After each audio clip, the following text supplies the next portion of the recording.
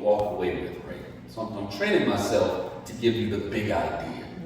Because what I want you to walk away knowing something, right? I want you to, when somebody says, what did you learn in church today? You may not remember all of the content, but at least you'll be able to say here's what Pastor talked about.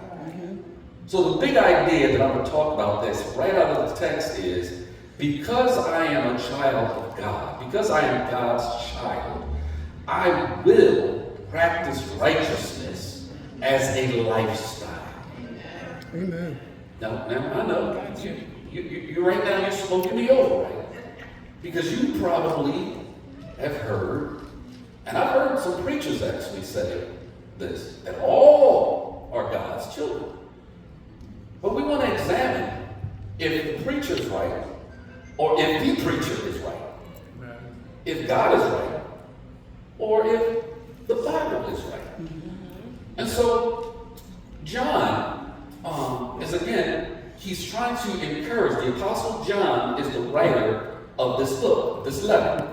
And the Apostle John, we've learned, he writes this letter, if you would, and he writes it in a pastoral form. In other words, he writes it in a form of a sermon. So he sends his sermon manuscript as a letter to circulate to these churches that he's the bishop over, to make sure that they are encouraged to follow Jesus. They are encouraged to stay in the faith.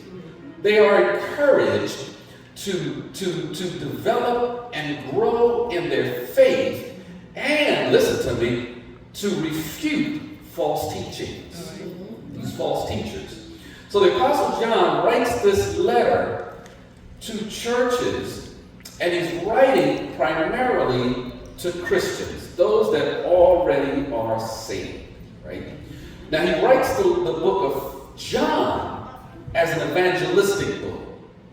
And the reason for John, according to John chapter 20, is so that hearing the gospel, you may believe in the Son of God and become saved, right? So John's whole bent in writing the Gospel of John was so that non-Christians would be saved, but also, even in John, he still writes that if you are saved, you still can be strengthened by the gospel message.